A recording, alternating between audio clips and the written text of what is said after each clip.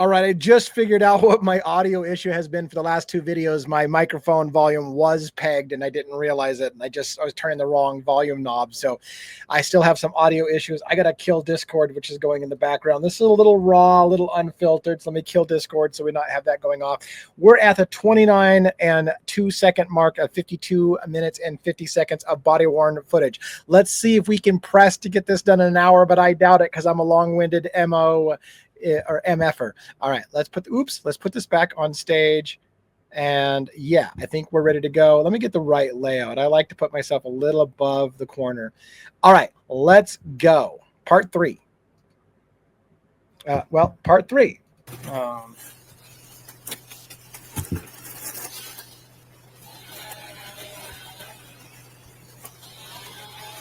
don't think I have any more questions for you right now. Okay, if you do, Somebody else will. Okay, sounds good. So let's grab that. Let's go back over there. Okay.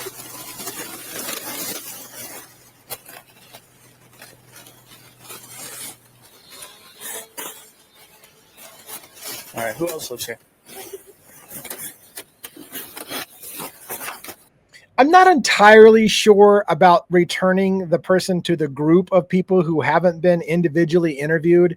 That bothers me a little bit because, again, if I was a critical thinker and I don't know the process that should happen, I need to take these glasses off. I do not need these glasses on. First video, I had no glasses. Second video, I have glasses. Third video, I'm not going to have glasses, although it started with glasses. Anyways, I don't know that I like this, right? I don't know what the police procedure is, but you've taken a statement from one person and now you return them to the rest of the people, so that if that person now has said, oh, what I told him was this, this, and this is the point that you're like, this is what I just committed to, right? If I was a suspicious person, I'd be like, this is an opportunity for Dylan to say, oh, by the way, if they ask you about this, like if you were going to tell a bullshit story, you now be like, oh yeah, I told the officer this, right? So I don't like her being returned to the others before all the statements have been taken. I haven't seen any other officer taking another statement in this case. So let's just make that a point of contention and move on. Can I get your last name, please?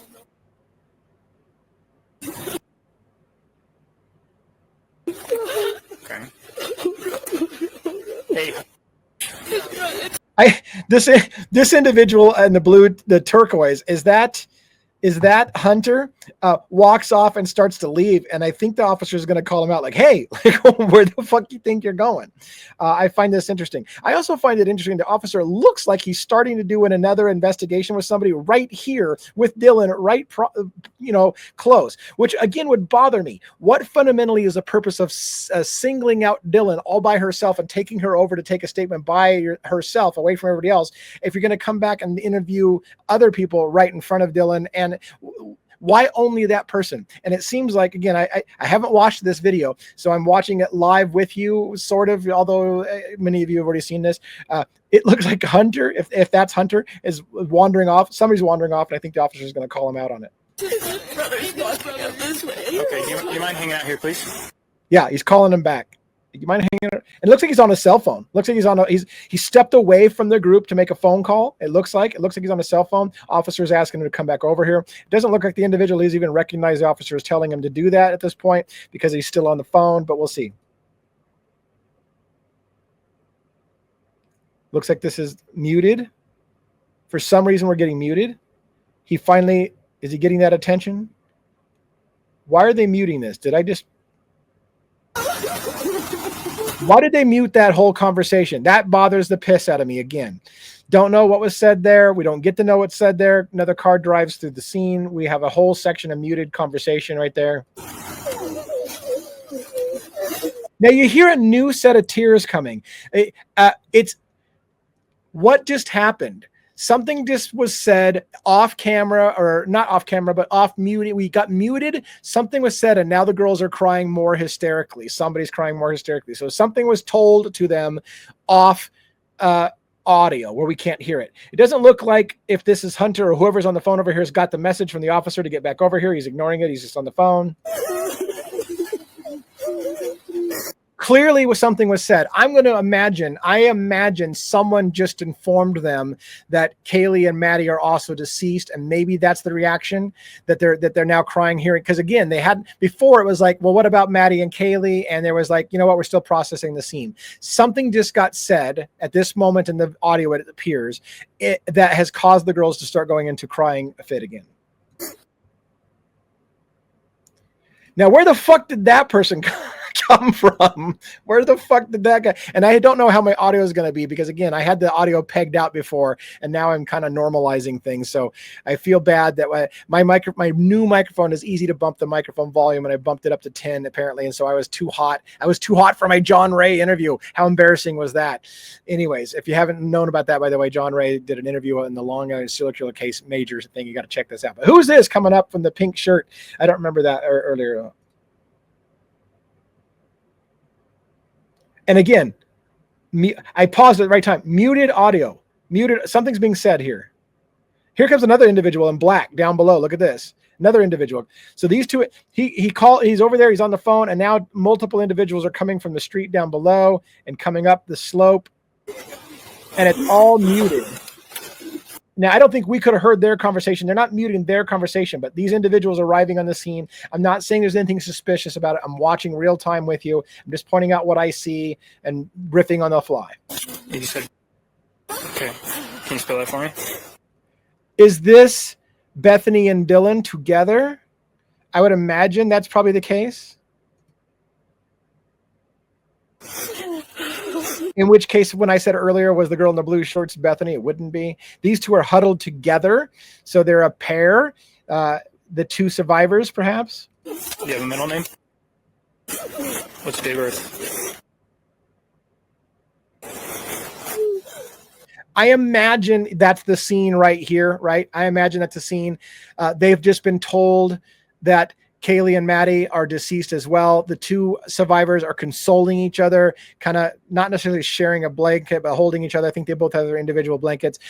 They're crying more. Some of that feels authentic, right? Some of it feels like they just got told this and it created a new crying fit. So that would make some sense to be legitimate, just letting you know. But I'm still working it through. What's a good phone number to reach at?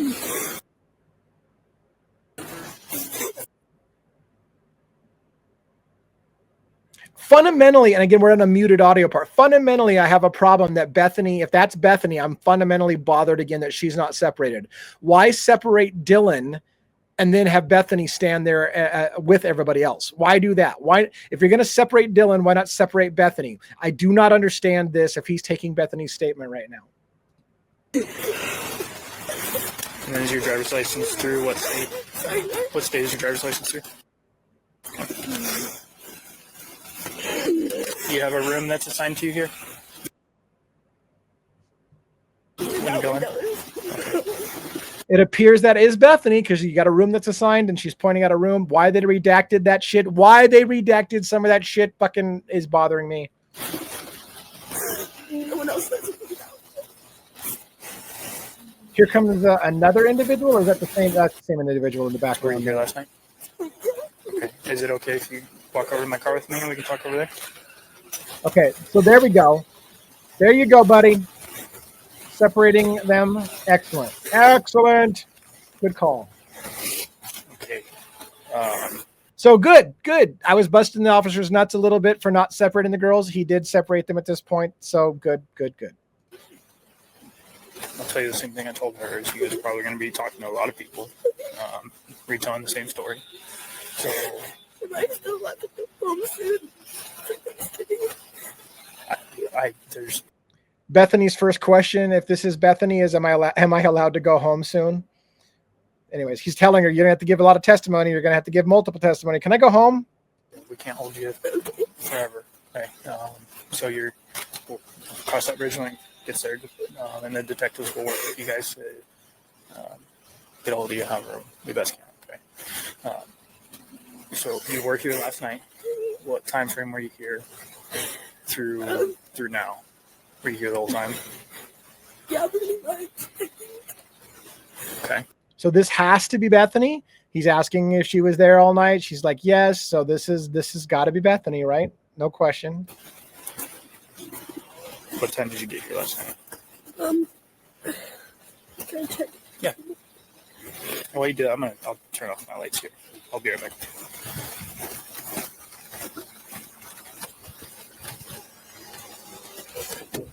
I forgot you were here, man. Do you still want to hang out here? I just want to know what's going on. Yeah.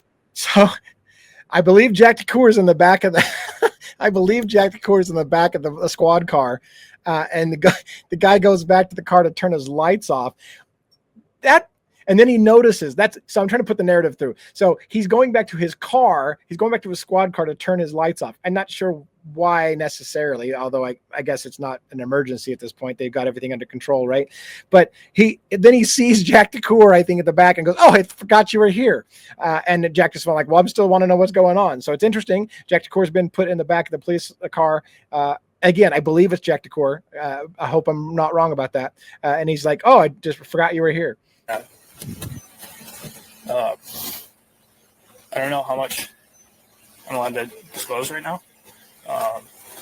We're processing what's going on in the scene.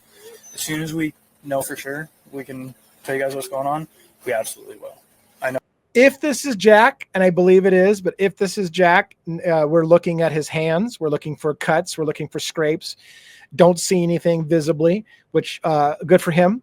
But anyways, so if that's Jack, that's what we're looking for. And he's the officer's still not telling. Now, here's the odd part. If the officer just informed in front of the girls that the other girls were deceased upstairs and they started to cry and freak out about that, why is he not telling Jack DeCour that at this moment? Because it seems like that just may have happened. But we'll go on here. Oh, it sucks to be in the dark with this, but okay. And what's your relationship again? Okay. Now, I don't know what he says, but he points to the house. So again, I'm guessing this has got to be Jack, and that Jack's pointing at the house to say that he's ex-boyfriend of Kaylee Gonzalez. I'm imagining that's what he just said. We'll see. Again, I haven't seen this video yet, but I'm going to bet we're going to get confirmation here just in a second that this is Jack DeCour.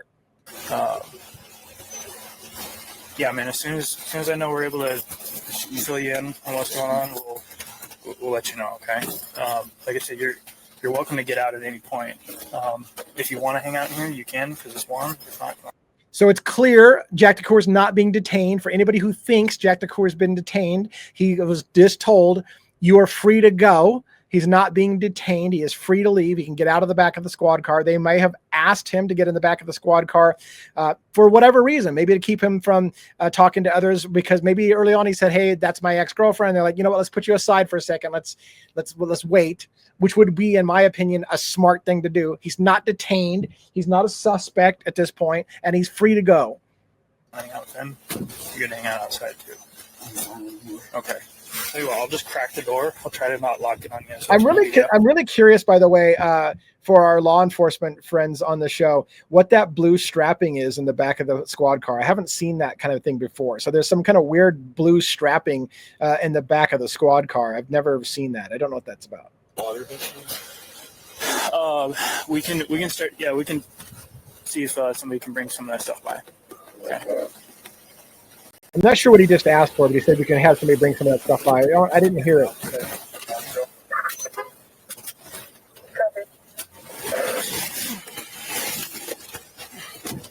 It's odd to me. It's odd to me a little bit that the officer literally just said, "I forgot you were here. You're free to go."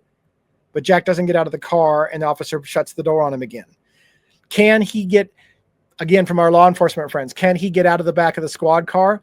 I think a lot of squad cars, right? They're designed to the back seats don't allow them, the people in the back, to open their own door, because you could be giving a ride to a bad guy, right? And so you can't just open your door and get out. So it's odd to me, if I understand it, and maybe I don't. I haven't been in a lot of squad cars, but it seems to me that the back seats, the back doors, are always locked. And so if you shut Jack DeCour back in a car after telling him he's free to go, the door is locked. Could he get back out? I don't know. Maybe they have to manually actually lock the door. But anyways, it's just weird. We've got some people who can answer those questions, I'm pretty sure. Okay, sorry about that. All right, so what time were you here last night? About like 1:24 or something in the morning. Today? Yeah. 1:24 you got here? Okay, what was going on? About Look it over in the back. There's a guy in that the back corner over here in the left. If you can see my mouse, what's he doing? He's looking at the corner of this house quite a bit, bending over, looking at something. I find that interesting. I just caught that out of the corner of my eye. This guy's doing some kind of weird shit over on this house, looking at something. What is he looking at? This is Hunter, I think, and a new friend that's arrived. So that's just watching that go on. This is clearly Bethany. She's talking about what time she got back to the house. So we're kind of confirming that. We're kind of laying it all out. We kind of know who these players are by my first go through. So I'm pretty confident. And my friend watching Vampire Diaries on the couch. There's a black car. Black cars are a thing in this case. Okay. Watching Vampire Diaries. So yeah, Bethany's now telling the story about how they collectively were sitting around watching Vampire Diaries. Dylan said that as well. They were all, there was a collection of at least 3 of them watching Vampire Diaries when Bethany decided to retire early and go back down to her room, leaving Dylan and someone else. I don't know who that third person was. I think everyone knows who it is. And for some reason, I just don't know who that is because it hasn't been the major part of the story, although it should be, right? Because it's an individual who was in the house. We should probably know who the fuck that is. Let me know in the comments so I can make sure I'm clear about who was watching Vampire Diaries with the girls and when they left. So anyways, let's continue on.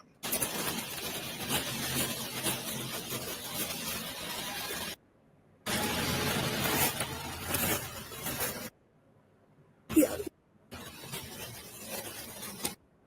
Yeah. You And then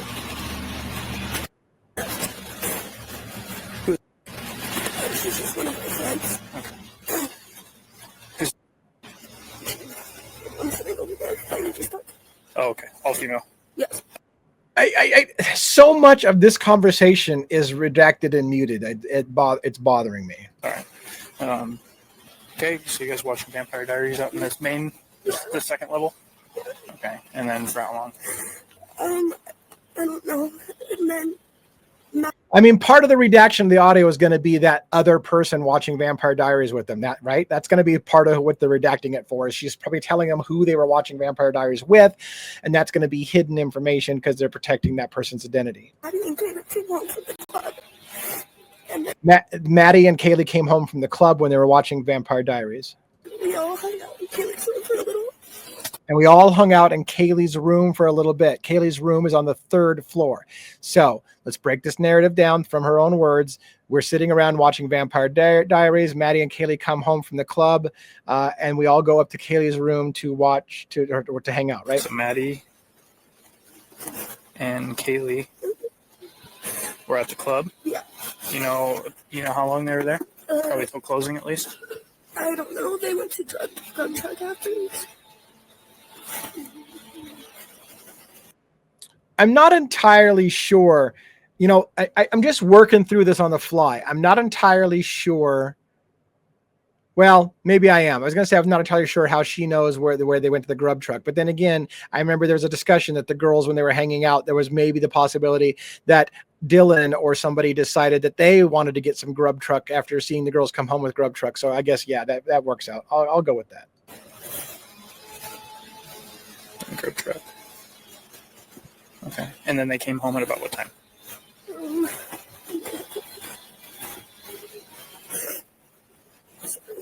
Okay. Several times now, Bethany has gone for time markers on her phone. So the officer's asking, and I'm not sure I like this either from him. I'm not trained in investigations, but I'm not sure I like this entirely. He's asking them to give their memory of what happened that night. What time do you think it was? What time do you whatever? And she keeps pulling out her phone and getting timestamps on the phone. Not sure I love it. Maybe it's okay, but anyways. Doing great.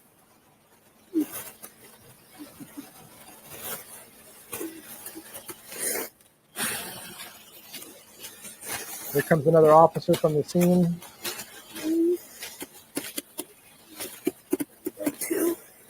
So they did get home at 2.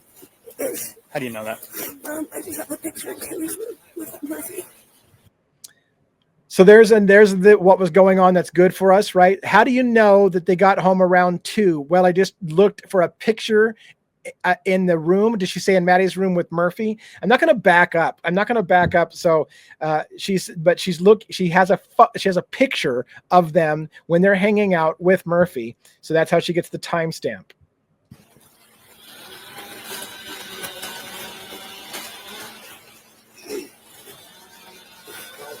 You hear in the background somebody's freaking doing lawn work or something. Like they're literally out there doing lawn work. You know what? There's a fucking crime scene next door. Cops are everywhere. People are being segregated. I think I'm going to do some yard work.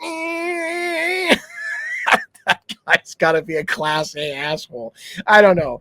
I just find that shit funny. Okay. Then what happened after that?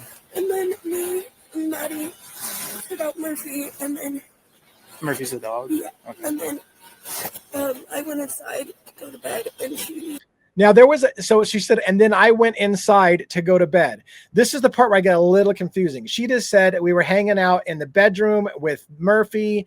And then she says, she talks about going back inside because, and to go to bed. There was a moment when the girls went outside with Murphy to give him a potty break or whatever, because they've been out. I allege it that way it happened, right? As they left Murphy at home when they went partying, they come home from partying all night long at the club, and they're going to let the dog go out potty. So all the girls are standing outside, letting Murphy go potty, and then Bethany goes back inside to go to bed. was still taking him out. And then And I think she said they were still taking him out, as in Murphy. So she's going to bed, and they're still taking Murphy outside to go potty. I was in my bed, like about to go to sleep, and Maddie just said that she lost Murphy. So I was about to go to bed, and Maddie just said she lost Murphy. Now, this is interesting to me as well. So dogs sometimes tend to chase after people or whatever.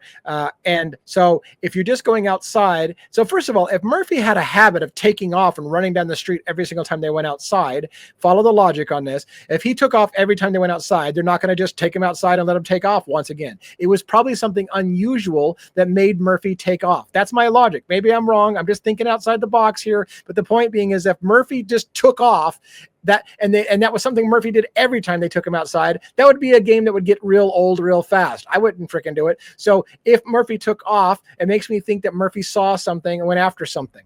Just keeping that in mind. And was wondering if he was with me, and I just said no. And Maddie went in and checked to see if Murphy was with Bethany, and she's like, no, right? I went to bed. At what time do you think you fell asleep? Maybe 2:30. So she just stated she fell asleep 2:30 or 3 o'clock, she thinks.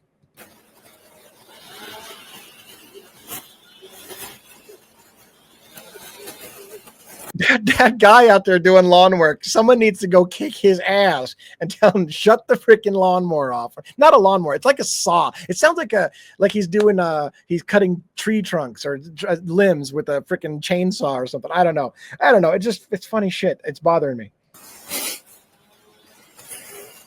Okay. What time did you wake up at all? I heard something like loud and Ruby like bark. Now, this is interesting. She thinks she heard something loud. We know that she heard what she thought was a firecracker. It's loud. And she thought she heard Murphy as well. Let's continue. Like she barks at things. And then I thought I saw like a firecracker, so I thought someone maybe was just drunk. So she heard something loud. I'm not going to interject. She heard a bang, but she heard something loud, Murphy barking, and saw a flash, something like a firecracker. This is what makes people believe that a gun was fired in the house. Put a firecracker in the house? But I wasn't even really sure because I was kind of still asleep, so I wasn't sure if it was like real. And she's got that same kind of language. She's got that same kind of language as Dylan. I was still asleep, so I wasn't sure it was real. Dylan used this same language. I'm not sure it's real. I'm not sure it really happened. This is language both the girls use. makes me feel, I'm just going to tell you how I feel. It makes me feel like the girls collaborated on that language. Did they get advice for someone? They were making phone calls, including to lawyers in one of their families, lawyers in the family. And at some point, it felt like the girls were pressured to call 911. The girls were calling everyone but 911. After phone calls to one of their parents, who I believe is a lawyer, they suddenly call 911. I imagine that phone call was, you guys need to fucking get off the phone and call 911, right? So that, imagine that kind of what happened. And it feels like there could have been some coaching. You know what? If your memory isn't so great, it's understandable. You're slipping in and out of things. You're tired. You don't know if it's really real. Just, that way, if your story doesn't sound good, you can go back on that. I'm not sure. I'm not even sure if it's real. It just feels a little coached, a little staged, and I'm just going to throw that out there. It could totally be legit. Doesn't feel like it, but it could be.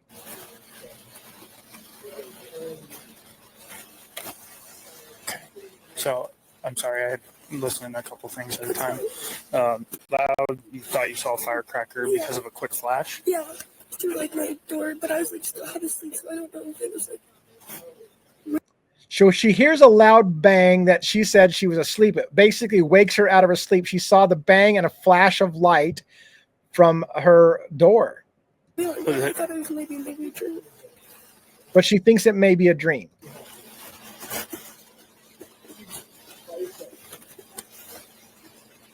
Okay. Now you can hear a loud conversation happening in the background. The officer already said at one point, "I'm sorry, I'm trying to listen to several things at once." I think the officer is he's trained. I imagine he's curious what these kids are on the phone, who they're calling, who they're talking to. Maybe something's already alerted his attention. What are they saying over there? So he's trying to, I imagine, I'm putting this in my imagining of what's happening. This officer's trying to conduct an interview with Bethany, but at the same time, he's hearing these kids on the phone talking, and he's trying to listen to that as well. So at some point he tells her, he kind of gets lost in his interrogation. Hold on, I'm sorry, I'm trying to listen to multiple things at once. I think he's trying to listen to that conversation over there. Did they say something that cued him in as, that's interesting, what the hell are they talking about over there? And so he's kind of split on his attention. And then did you ever pick up your phone to see what time it was? Or? Okay. Oh, maybe I might have called and asked her what was happening, because sometimes what I might have called somebody to see what was happening. Sometimes he's asking her. That was like, I don't want to have to back up. I really don't want to have to back up. I'm just doing raw feed. But it seems like she just said that to call some people sometimes. Yeah, I call somebody sometimes and go, "Hey, what's up?" or something like that. She's talking about how she's checking her phone to see if she called somebody around this time. Okay. Do you guys recognize all these vehicles in here? Yeah. So you can hear the officer approaching, asking the kids if they know all the vehicles. That's happening in the background. But Bethany's doing some weird shit. You know what time this happened? This happened. I don't know. I was sleeping, but maybe I called somebody.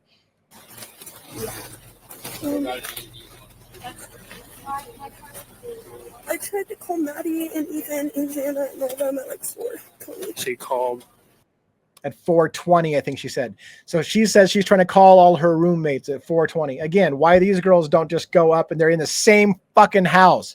Why don't you just go upstairs? Oh, because we're really scared. What are you scared of? Well, we're not really scared of anything because nothing really happens in Moscow. Like, come on. Come on. I tried to call all of them. Maddie? At what time? 4:30 and 4:22. 4:30 and 4:22. So she probably got the first time stamp and then worked backwards. So she's talking the times that she's trying to call Maddie. And then there's Murphy. Murphy's going for a walk. Dog's taking the Murphy. That's fantastic. Take that dog. Can I pet that dog? Can I pet that dog? I'm not doing it right. Pet that dog. Can I pet that dog? I don't know. I can't even do that. I can't even do it. I used to have that accent down. I lost it. Can I pet that dog? Anyways.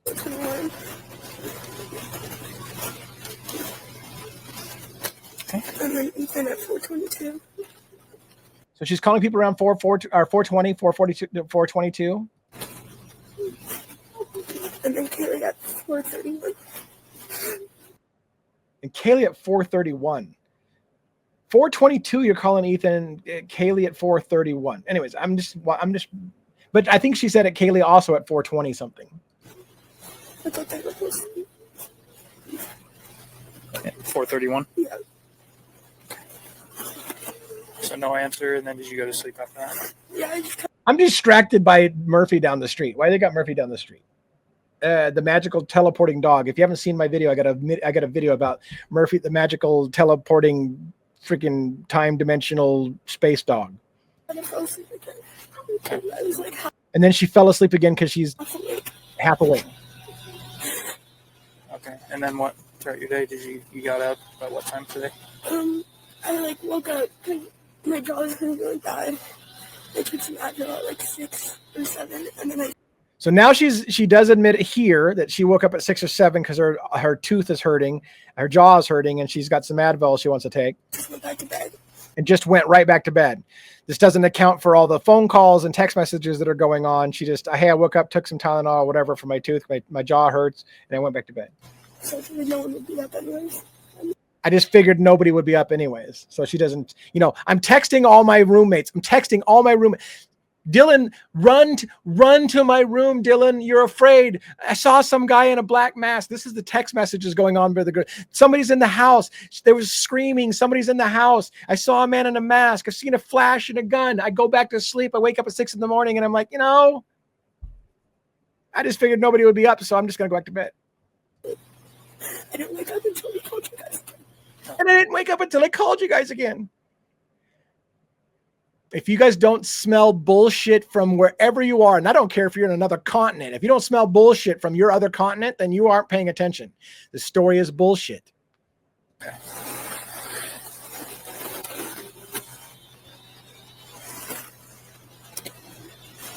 Moscow 70, can I get the time this call was generated?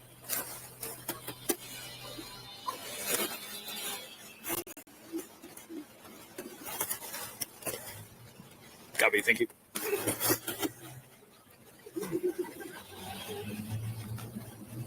All right. Do you remember seeing anybody in there that I didn't went to the belong? downstairs the whole time with my door locked. So that's why I always think of it. So I'm scared. So she claims she didn't see anybody. She was in her room the entire time with her door locked. This is important because, again, some unofficial records like Steve Gonzalez texting somebody talking about, remember, Bethany saw somebody changing clothes in the kitchen and there was arguments about whether or not that was really Steve Gonzalez that said that, or Goncalves, if you want to go down that road. Anyways, she says no, she stayed in her room and she had the door locked like she normally does when she's sleeping. I didn't really hear anything either. I thought they were just being like loud and making things. Very typical. She didn't really hear anything, she said.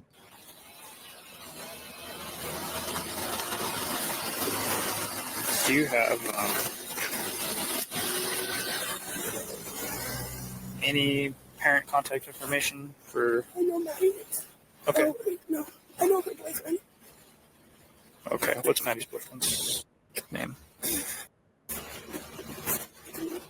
Could you make the last name? Schrieger, Maddie's boyfriend. Is anybody having any issues with any boys? Mm-hmm. He lives in Boise. Okay. So he wouldn't be up here right now. Talk about Maddie's boyfriend in Boise.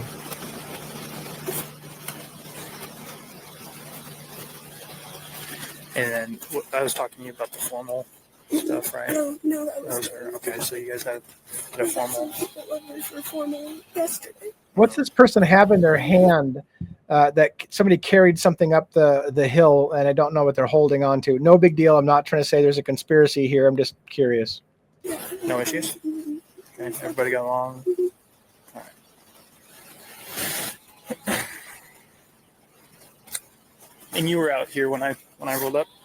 Yeah. Okay. Okay.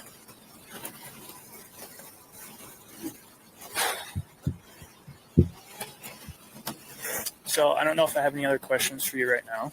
Okay. I appreciate that you did very well. More people coming up from the road down below. Her statement was very brief. and I'm just trying to work through it in my head. Is it brief because she has nothing to say? She didn't, I was sleeping. What do you want me to say? I was sleeping. I heard a bang. I woke up. I got a toothache at 6 a.m. I went back to bed, and we called you. Calling as things become more clear. Write them down or something so you don't forget. Okay. Sound like a good plan? Like I said, some other people are going to be talking here. And then we'll make sure everybody has the detective's case number or the detective information, and so that you can reach out to us if anything comes to mind and not just wait for us to reach out to you. That makes sense? Okay. Physically, are you doing fine otherwise? Okay. All right, we'll go back there. Thank you very much. Does anybody else live here? Okay. Who, by show of hands, who was all here when I got here? Sorry to talk to you too. Okay. So I think you got down here in the corner. That would probably be Hunter and Emily, maybe. You've got the survivors, Dylan and Bethany raising their hands. Who was here? And they showed up. 1 second. There was another friend. There was all these white. I forgot now on the Amazon Prime special. There was a friend, and I forgot her name. Amy, is that the name? There was another friend that came over and brought blankets for them. So you saw at one point, the EMTs, the fire department, are bringing yellow blankets that I called thermal blankets. I don't know if they're thermal blankets, but I think the EMTs brought the yellow blankets in plastic sheeting. But other people had these kind of cream-colored blankets. I think it's because another friend showed up on scene and brought blankets over to them. I'm just remembering that off the top of my head, so I just thought I'd throw it out there. So, Maddie and Kaylee were at the club last night. They got grub truck. So now one officer is informing another officer of what he's taken from witness statements. So that's what's happening now. So we've got an officer basically, informing the other officer who's, I think, been in the house a lot of the time, what statements he's taken so far. After. Don't know if they ran into anybody that maybe had issues there. They just had a formal the other day when without a hitch. There's no issues at formal. So there's nobody that they should be having bad blood. Mm-hmm. So obviously follow up needing to be done at the club and the grub truck at the very least. I did a very. I thought, did you see the officer? The officer turned in the middle of this conversation and stared hard at something over there. So they're just watching. I think there's a lot of kids coming and going from the slope down below, and it caught this officer's attention, and he deadlocked on stuff. I think your spidey senses just start watching things, trying to see what's going on, processing it. In their interview with the two people that live here, and that were here last night, everybody else I'm about to identify was not here last night, but was here in the parking area when I rolled up, so I'll just get that information. Anybody asked, is any of these cars belong to these guys? Ryan asked, sounds like they recognize all these vehicles to include some of the ones down there. If they ask, and these can leave for the time being. Okay. We need to start, once Tyson gets here, we'll start figuring out how to get them somewhere warm. Yeah. A couple of them did ask about bottles of water, so I don't know if there's anybody logistically that can work that out. We can call it. Yeah, so he said something about bringing earlier with Jack. He said we could bring some to you, and I didn't know what it was. Now he said a couple of people have asked for bottles of water. That's probably what Jack asked for. I'm thinking. I have a couple of bottles in the car. So I know would be willing to help out however they can. Yeah, I'll go grab those out of my car. Okay. And then they keep asking, what's the status of all four people? I don't tell them we're figuring it out. If they ask, dude. He's like, they all know. And I'm not saying that he's saying, so he's like, if they ask what the status is, and he basically is basically telling them not to give them a committal answer, but they all know. And I don't think he's saying that because, to be fair, I don't think he's saying that because he believes that there's a big conspiracy going on and the girls know exactly what happened. But I think word's gotten around enough that people are starting to figure out. And he's like, you could be non-committal about what happened, but they all know what happened. But I don't think it's because there's a conspiracy afoot necessarily that they're thinking at that point. Okay.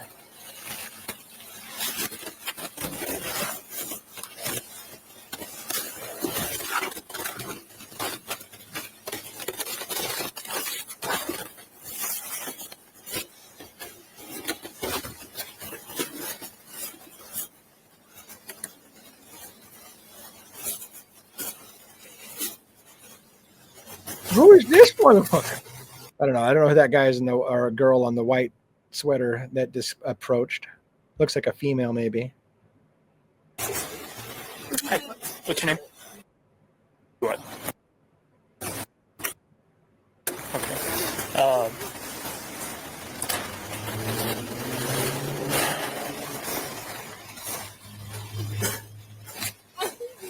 Mind just hanging out with them for a second?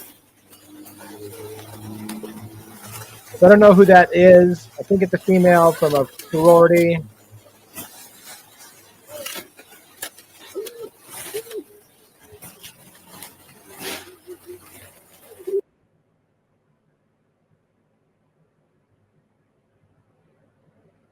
Why they're muting this, I don't know.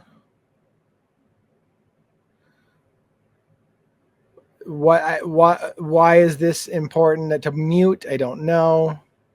This person who just arrived is coming and sitting with the group, and now everybody's consoling each other. Look down below. Look down below. The officers down there. Or is that officers? Maybe that wasn't officers. I thought it was officers down there. I'm just trying to pay attention. Look at all these houses around that have views of the house. That's not officers, is it? Can't tell. Probably not, because they redacted the faces. So no, I would say probably not.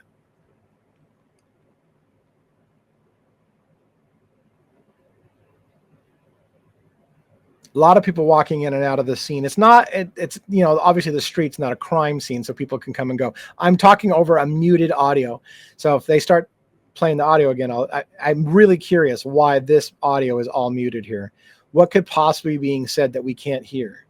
And I'm not saying it's a conspiracy.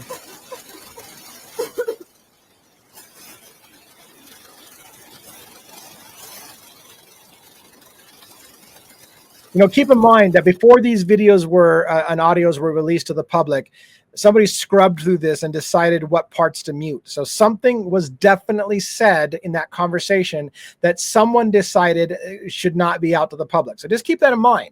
Every time there's a blank out of the audio, it's because they've reviewed it and decided there was something that shouldn't be heard. So just keep that in mind.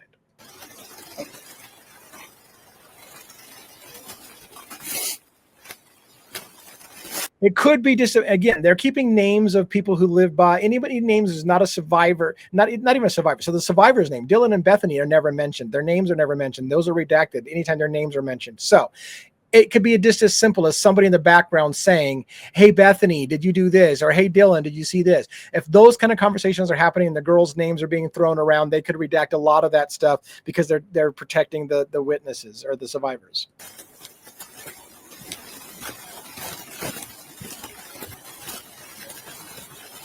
This is that footage, right, where we saw that the white vehicle coming and turning down here and speeding away. Isn't this the same footage? The same. It looks very, very familiar. That house right up there in front of us. We've seen it a million times, I believe.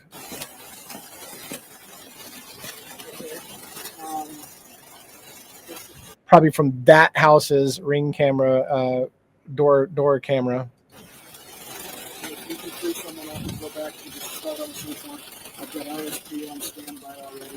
So they're talking about getting a search warrant. They got ISP on standby already. That's Idaho State Police. I'm not sure who this detective is by face, but where this person's maybe a supervisor role, or I'm trying to think of who came in late. I'm trying to remember in my memory of this story. But anyways, let's listen to their conversation. I'm gonna call into Dustin. I'll call Payne. We need to. It's not Payne because we're going to call Payne. Right, we know that. Talk to everyone.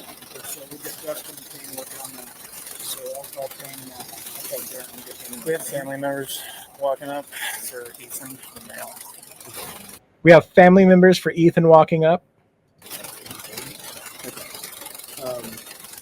Where do you want me to sit?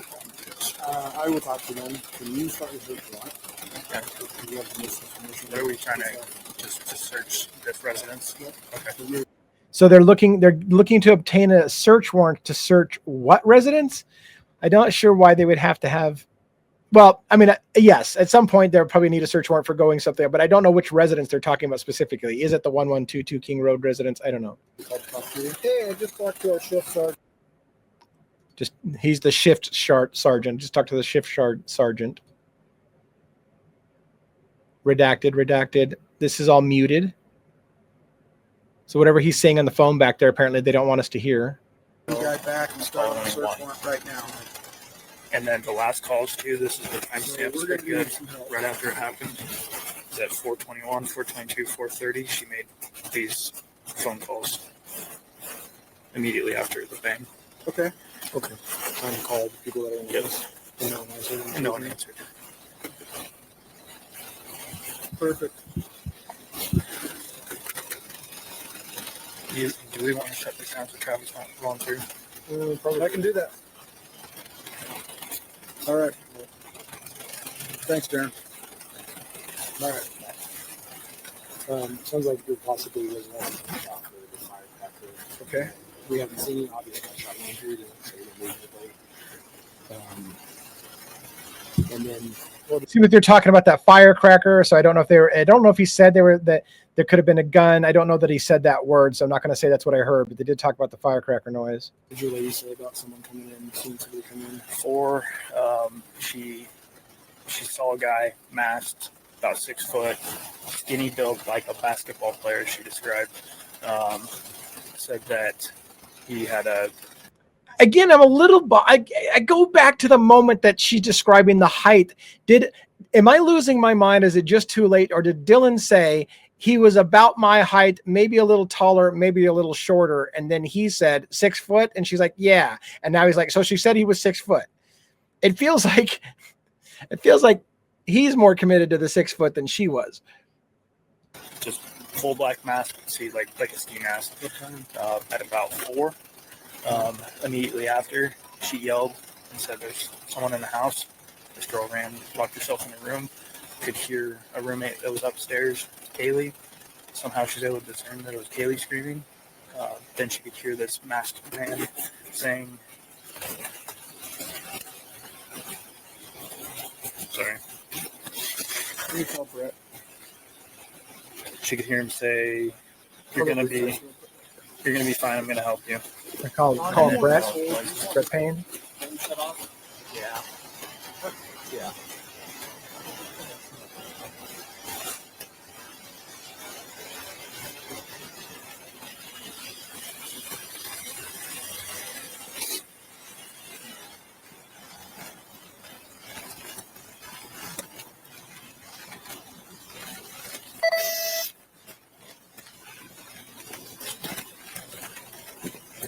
Is there anything else you want from me for now? I can start heading back. Yeah, So, just okay. start Search warrant. As far as the search warrant goes. Get description of the place. Okay. Get a couple photos and describe everything. Okay. What are you doing? So things are definitely winding down now, which is good. We're at 52 minutes, winding down now. They're basically getting search warrants as they're processing the scene. They're getting descriptions. They're getting crime scene photos going. Well, good in town. We've got a quadruple homicide. Yeah, 1122 Queen Road.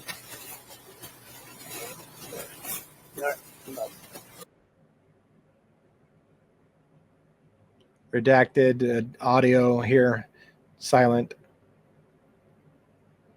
Yep, sounds good. And then I gotta grab my phone. You're looking for any shell casings, knives, or just any indicia weapons. So again, they're looking for shell casings. So they are thinking the firecracker sound, the bang sound, the flash of light that was seen could be a gun. Don't lose your mind. It doesn't mean that a gun was committed in the thing, but they're looking for shell casings. We're looking for knives. We're looking for all of that.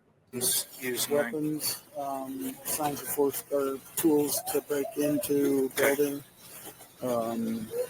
electronic devices. Something has flared the girls up behind us again because now they're hysterically crying again. Don't know what that is. Etc. etc. Okay. Main thing is start getting the rough. Just get the body of it. Okay. This date, this time, we were dispatched here. Okay. Prosecutor, when you get a hold of the on-call prosecutor, tell them what we got. Let them know that you're working on a search warrant. Dog barking. And the Sounded nature like. of it. and then we'll go from there. They'll have a long list. Okay. Do you want these are the 3 folks' names? I don't need them at this point. Okay. I'm going to probably do a quick walkthrough and then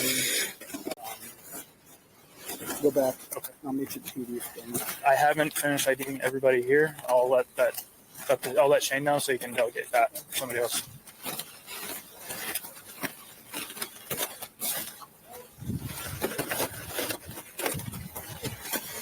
Keep going. Is it Shane Gunderson? Yeah, Is I that got to him? get going to start some paperwork back at the station. So Here's you Jack, want to go still. with me. I'll have you stay here. And like I said, we'll let you know as soon as we can fill you in, okay?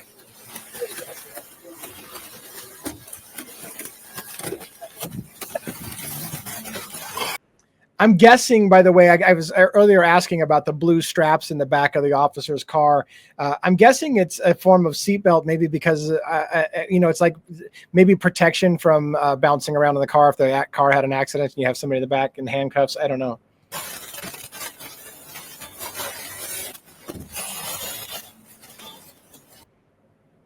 And that's it. Like, and I find it bizarre. I find it bizarre that Jack DeCour was kept in the back of the police car the whole time. He was clearly not detained. He wasn't handcuffed. They told him he was free to go, but then they shut him back in the police car and kept him there for the entire time before they let him out at the end. And I don't know what the story is behind that. I don't know. So there's my deep dive analysis. And look at that. We made it in 3 1-hour sections. I'm almost exactly at hour 3. So, again, it's a first impression. I may have things wrong. I may have known or suspected who certain officers were when I saw them, but I didn't want to get it wrong. So I just kind of left that out. Who was wearing the body-worn camera footage versus, different names of officers that were said in the background that we heard.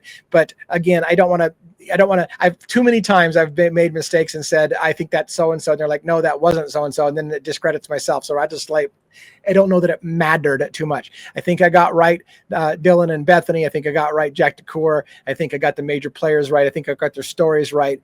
And there you have it. So nothing beats hearing it with your own ears. We've seen police reports. And again, police reports will go from, I think, the killer, the person I saw, because she doesn't know he was the killer, the person I saw was the same height as me, maybe taller, maybe shorter, becomes Dylan told us he was 6 foot. Well, you just heard how that happened. She said, I'm 5'10". I think he was about my height, maybe taller, maybe shorter. He says about 6 foot. She says, yeah. And then he tells other people, yeah, she said he was 6 foot. So that kind of stuff, nothing beats hearing it with your own ears, because when it goes into the report, it may go in and Dylan reported the man was about 6 foot. Is that really how it was reported? Or was it reported maybe taller, maybe shorter, maybe about my height? And then the officer said 6 foot. And again, I'm not saying that means there's a conspiracy afoot. And I hate that word afoot. I hate it. I don't even know why I keep saying it. Doesn't mean there's a conspiracy going on here. But it's just, that's the kind of way things get done. Hearing it with your own ears is worth its weight in gold. So thank you for listening to my breakdown. I hope I didn't bore the living piss out of you. And I hear there's more crime scene photos out there. But then I asked, so are they showing the bodies finally? Nope, of course not. But it sounds like there's crime scene photos that are worth watching or looking at. I got to do that. It seems like I'm on page 50 of 600 pages of Idaho that I have, or Idaho State Police documents I haven't finished. Good Lord. And I'm following, and there's more coming out. And I'm following Long Island serial killer case and Luigi Mangione, for fuck's sake. Pardon my French. And Long Island serial killer case. I just interviewed John Ray in the Long Island serial killer case, a huge interview. I'm going to premiere that soon. I got another huge interview coming with Long Island serial killer with Josh Zeman, who did the first season of the Killing Season.